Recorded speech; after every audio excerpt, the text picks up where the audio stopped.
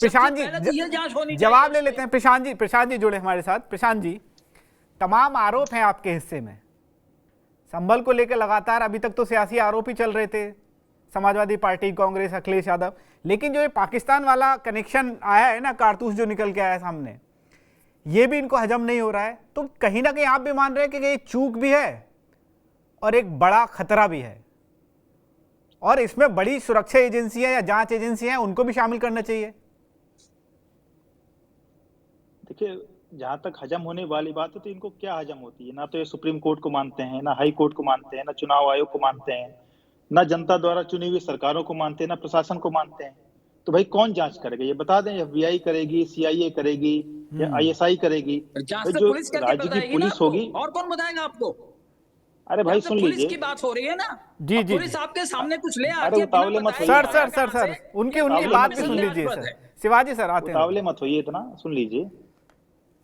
तो वही मैं कह रहा हूँ कि आप बता दीजिए कौन जांच करे। भैया आपको मुझसे विश्वास ही नहीं है, आप कह रहे हैं पुलिस ने ही प्लांट कर दिया, पुलिस ने ही गोली चला दी। वहां तो कोई दो वर्गों के बीच में तो संघर्ष हुआ नहीं संभल में। आप सभी मीडिया चैनल से दिखाया कि जब सर्वे हो रहा था, एक वर्ग ने पुलिस पर वहां पर हमला किया, पत्थरबाजी भी हुई, गोलीबारी भी की गई, रंगे हाथों गोलीबारी करते हुए कई लोग पकड़े गए, 40 से अधिक लोग पकड़े गए हैं। तो वो तो पूछताछ के बाद, जांच के बाद पता चलेगा ना। अब आप क्या चाहते हैं कि अगर कारतूस बरामद हुई या कोई पिस्टल बरामद हुई तो बिना जांच के, बिना इन्वेस्टिगेशन के किसी को फांसी पे लटका दिया जाए क्या? वो तो जांच के बाद जब। साजिद जी क्या हो रहा है? भाई आप लोगों को रैली करनी, आप अपनी बात रखिए। ठीक है शिवाजी सर, दोबारा मैं आप अपना सवाल पूछ लीजिएगा भले प्रशांत जी से, लेकिन जो सवाल है उसको उनको भी मौका दीजिए कम से कम बोलने का। कोई मौका एहसान थोड़ा कर रहे हो, 4 लोग बिठा रखे विपक्ष के, तो सुन नहीं सवाल। तो दिन भर लोकतंत्र संविधान लिए घूमते हो और दूसरों के सुनने के मद्दा नहीं है। ठीक है, आप अपनी बात रखिए प्रशांत जी। पटका पहन लो पार्टी का। बोलिए हो रहे हो, सुन लो,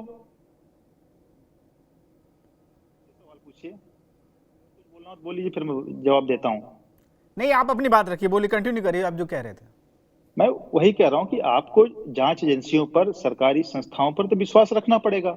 आपको लगता है कि कहीं कोई गलत है तो देश में संवैधानिक संस्थाएं हैं, हाई कोर्ट है, सुप्रीम कोर्ट है, मानवाधिकार आयोग है, वहां पे आप जाइए। अगर लगता है कि आप वहां पे कुछ गलत पकड़ा गया, अब अगर पुलिस ने कुछ पकड़ा है, पुलिस का कुछ वर्जन है, तो उसको तो विश्वास करना पड़ेगा। बिना जांच के 24 घंटे बाद आपने कहती है कि प्लांट किया गया है, जो वीडियो चले, जो पत्थरबाजी हुई लाइव, पुलिस पर गोलीबारी हुई, 20 से अधिक पुलिसकर्मी घायल हुए, वो कौन थे करने वाले?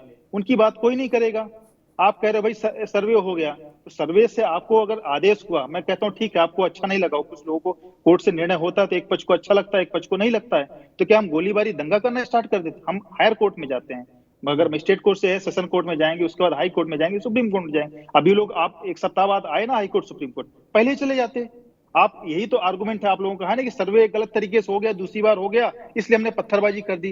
रामगोपाल यादव से लेकर सब लोगों ने इसको जस्टिफाई किया। तो ये क्या सरिया लॉ चल रहा है क्या साजी जी? देश में संविधान लोकतंत्र चल रहा है ना। आपको कोर्ट का आदेश, ठीक है, आपत्ति आप नहीं मानते हैं तो हायर कोर्ट्स में जाएंगे ना, उसको अपील करेंगे। आप दंगा फसाद करना, ये कौन सा आर्गुमेंट है? वहां तो हिंदू पक्ष तो कोई, वहां तो हिंदू तो थे नहीं उस एरिया में, ना हिंदुओं ने कुछ किया, ना हिंदुओं के बीच का वहां पे कोई झगड़ा है। प्रशासन पर ही हमला हुआ, प्रशासन ने फिर आत्मरक्षा में कार्रवाई की, और लगातार वीडियो जहां है वहां पे चाहे अनुज चौधरी सीओ वो भी समझाते रहे, उसके बावजूद पत्थरबाजी दंगा करने का प्रयास किया गया। ऐसा नहीं मैं कहता हूँ कि सारे लोग कर, लेकिन जो लोग कर रहे थे, जो राजनीतिक पार्टियों से लोग जुड़े हुए थे, या जिन लोगों को सांसद ने भड़काया, उन पर भी कार्रवाई हुई है। अब जब कार्रवाई होगी तो आप कहते हो अरे उनको निर्दोष से पकड़ा जा रहा है। अब कह रहे हो कि उनके घर में पुलिस को कैसे पता चला, कि पुलिस को क्यों नहीं पता चला कि कारतूस आ गई? तो घर में तो किसी के यहाँ कोई रखा होगा, भी तो सर्च ऑपरेशन चला नहीं।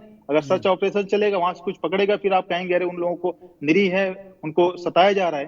कि देश में, देश संविधान और कानून का राज है, उसको आपको मान के चलना पड़ेगा, आपको व्यवस्थाओं को लेकर के चलना पड़ेगा, इसी देश चलेगा। आप खाली अब चाहें कि एक केवल वोट बैंक के लिए वहां पे जाके लोगों को भड़काएं, अगर वहां पे कोई अप्रिय घटना हुई है तो सभी राजनीतिक दलों का कर्तव्य है कि उसको प्रयास किया जाए कि वहां पे स्थितियां सामान्य हो। आज 3-4 दिन से वहां मार्केट खुल रहे हैं, स्थितियां सामान्य हो रहा है। अगर देखिए कहीं पर हिंसा होती है तो समाज के सभी वर्गों का वहां पर नुकसान होता है।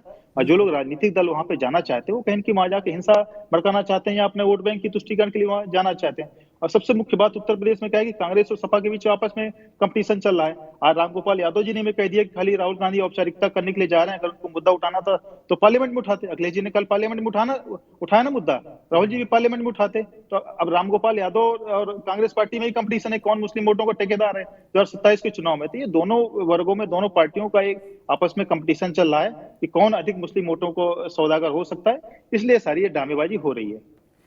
गौरव जी, जो बात प्रशांत जी ने कही या जो बात रामगोपाल जी ने कही, पूरे दिन आज सियासी गलियारों में बड़ा चर्चाओं का विषय रहा। एक वक्त जब दो अच्छे लड़के मिलते हैं या इंडिया गठबंधन के पोस्टर लगा के जब समाजवादी पार्टी के लोग या कांग्रेस के लोग अखिलेश यादव या राहुल गांधी बैठते हैं तो कहते हैं कि भाई हम साथ साथ हैं, कई मुद्दे पे साथ साथ दिखते भी हैं। ये इतनी गफलत या इतना कंफ्यूजन कहाँ है? और कंफ्यूजन नहीं तो क्या ये होड़ लग गई कि आप भाई अपना अपना झंडा डंडा उठाएंगे संभल पे, आप अलग और हम अलग? ये कहीं या कोई रणनीति है कांग्रेस की कि भाई समाजवादी पार्टी से अलग चलेंगे तो कम से कम थोड़ा मुस्लिम वोट वाला जो एंगल है वो हमारे पक्ष में आ सकता है? जी देखिए, मुझे लगता है प्रशांत जी एक ऐसी उससे पार्टी से आते हैं जहाँ पे लोगों के बीच में बहुत कंपटीशन है। कभी केशव प्रसाद मौर्य दिल्ली जाके बैठ जाते हैं, कभी योगी आदित्यनाथ जो है गुस्सा हो जाते हैं। तो लगता है कि हर जगह यही चल रहा है। अब बात आपने करी राहुल जी और अखिलेश जी की, तो सीधी सीधी बात है, राहुल जी जो है वो लीडर अपोजिशन है, उनका काम है वहां पर जाना, और वो लीडर जो है वो पूरे अपोजिशन के, कांग्रेस पार्टी के नहीं है। संसद में जो बात थी अखिलेश यादव जी ने उठाई और राहुल जी जो थे वो सड़क पे उसकी बात उठा रहे थे। इसमें क्या गलत हो गई बात? यहाँ पर इनको ये बात हजम नहीं हो रही कि इनका जो है विरोध करने के लिए वहां पर 200-250 लोग बैठे हुए हैं संसद में, इसलिए ये बात बात पे उछल के बोल देते हैं कि ऐसा हुआ वैसा हुआ। और सबसे बड़ी बात तो यहाँ पर आप बताइए, जो देश की सीमा उसकी सुरक्षा करने की जिम्मेदारी है किसकी? अमित शाह जी की है, अजीत डोभाल जी की है। यहाँ पे उत्तर प्रदेश में लॉ एंड ऑर्डर जो है उसकी जिम्मेदारी किसकी है? योगी आदित्यनाथ की। अगर कोई घटना हो रही है, पाकिस्तान से बम और कारतूस आ रहे हैं, तो कौन जिम्मेदार है? इन तीनों लोगों को क्या इस्तीफा नहीं देना चाहिए? इन तीनों को आगे सामने श्वेत पत्र नहीं देना चाहिए कि क्या हो रहा है देश में, क्या हो रहा है प्रदेश में? बड़ी बड़ी बातें करते हैं कि हमने ये खत्म कर दिया, वो खत्म कर दिया। अगर आज भी ऐसी घटनाएं उत्तर प्रदेश में हो रही है तो कौन उसकी जिम्मेदारी लेगा?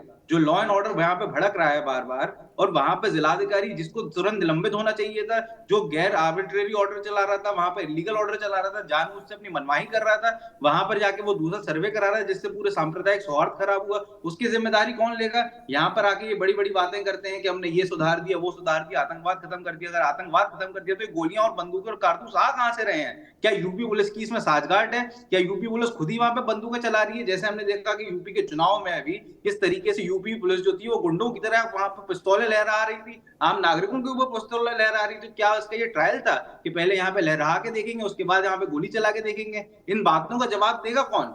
यहाँ पे बड़ी बड़ी बातें कर रहे हैं, फालतू की बातों में उलझा रहे हैं। सीधी बात यह है कि यूपी के चुनाव में इन्हें पता चल गया है किस तरीके से मुंह की खाई थी बीजेपी ने और यहाँ पे योगी आदित्यनाथ जी के, और उसके बाद वो उसे पचा नहीं पा रहे हैं। विकास की बात इन्होंने करना बंद कर दी है। अब इनके पास जो मुद्दा बचा है वही हिंदू मुस्लिम हर जगह वही कर रहे हैं, चाहे यूपी, चाहे अपना यूपी हो, चाहे बदायूं हो, चाहे आपका देवगढ़ हो, कहीं पर भी हर जगह यही एक इनका मोडस ऑपरेंडी बन के चला गया है। उसके बाद ना विकास की बात होगी ना कुछ बात होगी, बस दिन भर यही बात। और ये बात कर रहे थे स्टैट्यूटरी लॉ की। एक बात बताइए, जब एक्ट ऑफ पार्लियामेंट वहां पर है तो कैसे ये इलीगल और आर्बिट्रेरी ऑर्डर वहां पे पास कर रहे हैं? एक्स पार्टी ऑर्डर पास करके वहां पे आप सर्वे करा रहे हैं। एक बार जब सर्वे हो गया उसके बाद आप फिर दूसरी बार सर्वे करा रहे हैं। मस्जिद कमेटी के लोगों से आप पूछते नहीं है और फिर यहाँ पे बोलते हैं कि दंगा फैलाने के लिए बाहर से लोग आए। मुझे तो लग रहा है पूरी तरीके से जिलाधिकारी और वहां पे जो पुलिस अधीक्षक थे उनकी एक साठगांठ थी कि किस तरीके से दंगा भड़काया जाए। और ये यहाँ पे सिर्फ ट्रायल करा इन्होंने, पूरे यूपी में आते जाते 2027 तक अलग अलग क्या बोलते हैं जिलों में ये यही मोडस ऑपरेंडी अपना के तमाम लोगों को मरवाएंगे और चुनाव को जीतने की कोशिश करेंगे। इसी तरीके से यही इनका इकलौता लक्ष्य है और इसी तरीके से ये सत्ता हथियाना चाहते हैं। नहीं गौरव जी, मैं इसलिए और ये सवाल पूछ रहा था कि होड़ लगी है, कंपटीशन या जो भी आप प्रतिस्पर्धा जो भी कह लीजिए, बीजेपी की तरफ से एक आरोप ये लगाया गया सीधे सीधे तौर पे कि जो राहुल गांधी को जो सिक्योरिटी प्राप्त है उसके मूवमेंट के लिए अगर वो कहीं भी जाएंगे तो पहले कम से कम पुलिस को, संबंधित थानों को और जो अधिकारी हैं उनको जानकारी देनी होगी। लेकिन राहुल गांधी का काफिला जो है एकदम सुबह निकला और चल दिया अचानक। 24 घंटे वहां पर दे दी गई थी जानकारी। जब फेसबुक पर डला है, ट्विटर पर डला है, पूरी दुनिया को पता है। हाँ। यहाँ पर हम लोग भी अगर कहीं पे प्रोटेस्ट करते हैं तो 4 घंटे पहले एलआईयू वालों को पता चल जाता है। और राहुल गांधी जी कहाँ जा रहे हैं ये एलआईयू को नहीं पता। आंख पे पट्टी बांध के बैठे हैं क्या ऐसी आंख की पट्टी की वजह से इनको दंगे होते नहीं दिख रहे? क्या ऐसी आंख की पट्टी की वजह से इनको गोली और कारतूस और बंदूकें पाकिस्तान से आती हुई नहीं दिख रही? कैसी बातें करते हैं ये लोग? चलिए आता हूं मैं आपसे। मृत्युंजय, अगर तमाम मेहमानों के सवाल जवाब आपने सुने हो, संसद का जो संग्राम हम लोग लगातार सुबह से देख रहे हैं या कल से हम जो चीज़ दिखाते जा रहे हैं वो, और राहुल गांधी का आज का अपना रोड शो मैं इसलिए कह रहा हूं क्योंकि वो रोड तक ही आए और वापस चले गए। क्या आप देख रहे हैं कि एक प्रेशर पॉलिटिक्स है, एक रेस है, या कम से कम कहीं ना कहीं सरकार, आपको भी लग रहा है कि थोड़ी बहुत सरकार की कहीं हिला हवाली रह गई है, या जो सुरक्षा का सवाल पाकिस्तान वाला कनेक्शन आ रहा है, एक चूक तो है?